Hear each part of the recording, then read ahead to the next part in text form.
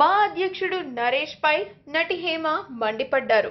తోటి నటులకు హేమ పంపించిన voice record Tollywood circles లో ఇప్పుడు వైరల్ గా మారింది. మా ఎన్నికలు వెంటనే నిర్వహించాలి అన్న డిమాండ్తో నరేష్ పై పలు విమర్శలు చేశారు నటి హేమ. ఎన్నికలు జరగకూడదని, నరేష్ అధ్యక్షుడిగా కొనసాగాలని గట్టిగా ప్రయత్నిస్తున్నారంటూ వాయిస్ రికార్డులో హేమ తెలియజేశారు.